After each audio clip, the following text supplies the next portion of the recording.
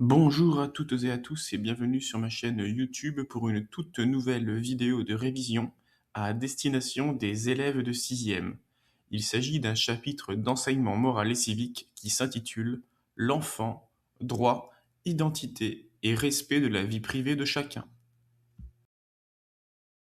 Commençons par l'introduction consacrée au droit à l'éducation garanti par la CIDE, la Convention internationale des droits de l'enfant. Même si la scolarisation a beaucoup progressé, tous les enfants ne vont pas à l'école.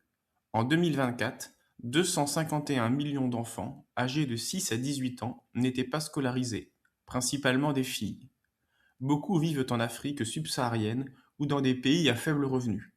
Plusieurs causes expliquent cette situation.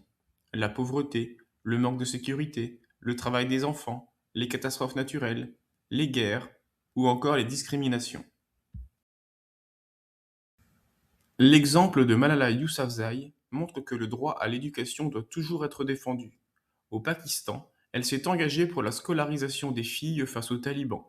Victime d'un attentat, elle a poursuivi son combat et a reçu le prix Nobel de la paix en 2014.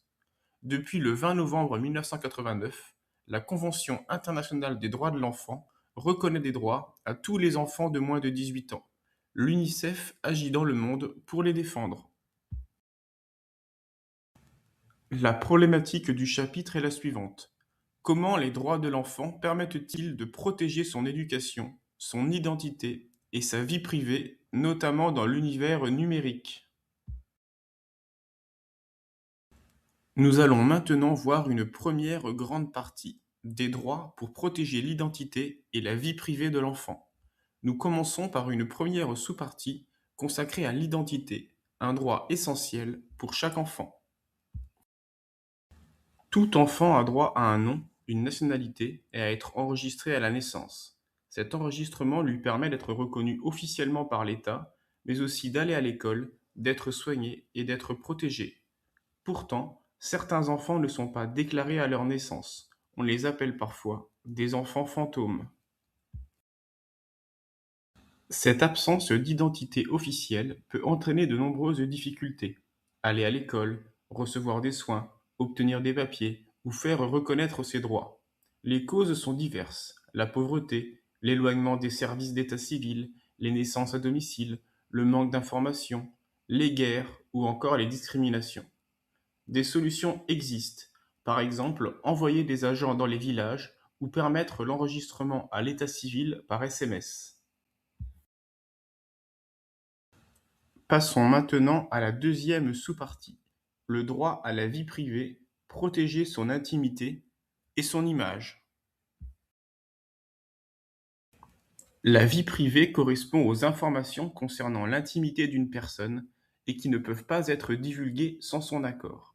Elle concerne notamment le domicile, l'image, la voix, la santé, la vie familiale, la vie sentimentale et affective, la correspondance, les opinions et convictions, ou bien encore la situation financière.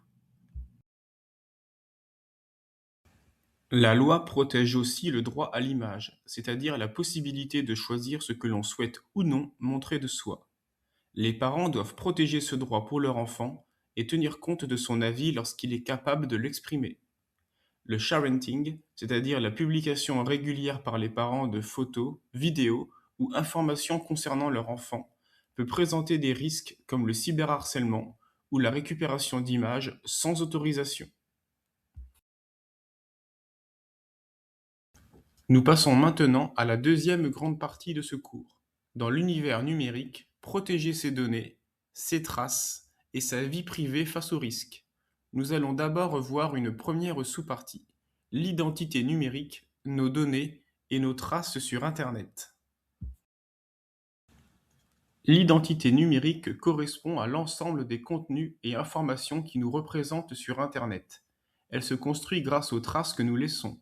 Certaines sont volontaires, comme un profil, un message ou une photo publiée. D'autres sont involontaires, comme les sites visités ou certaines informations collectées par les cookies. Enfin, les traces héritées sont celles laissées par ce que les autres publient ou partagent sur nous.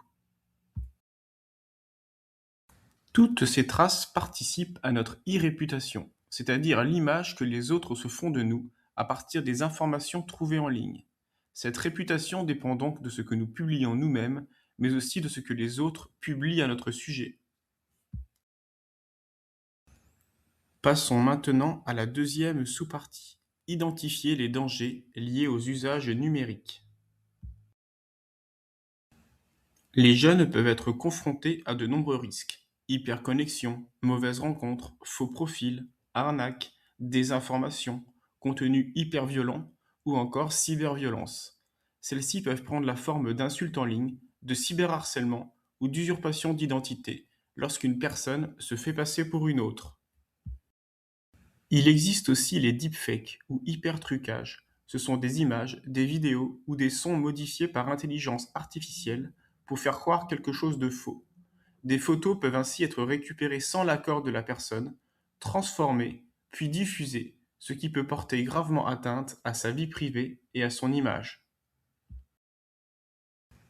Nous terminons cette deuxième grande partie avec une troisième sous-partie, se protéger et protéger la vie des autres dans l'univers numérique. Pour limiter les risques, il faut adopter de bons comportements, réfléchir avant de publier, donner peu d'informations personnelles, protéger ses comptes, régler les paramètres de confidentialité et faire attention aux photos ou vidéos que l'on partage. Il faut aussi respecter la vie privée des autres en ne diffusant pas d'informations ou d'images sans leur accord. En cas de problème, des aides existent. La CNIL, créée en 1978, protège les données personnelles et veille au respect de la vie privée. Le 3018 accompagne notamment les jeunes victimes de harcèlement ou de violences numériques. Il existe aussi un droit à l'effacement qui permet de demander la suppression de certaines données personnelles. Pour conclure ce chapitre, nous pouvons retenir que les droits de l'enfant protègent son éducation, son identité, son intimité, son image et ses données personnelles. Dans l'univers numérique, chacun doit apprendre à protéger sa propre vie privée, mais aussi à respecter celle des autres. Ces questions peuvent parfois faire débat. C'est par exemple le cas de la géolocalisation des enfants par leurs parents. Elle peut être présentée comme un moyen de sécurité, mais elle pose aussi des questions sur la confiance et le respect de la vie privée. Merci d'avoir suivi cette vidéo de révision.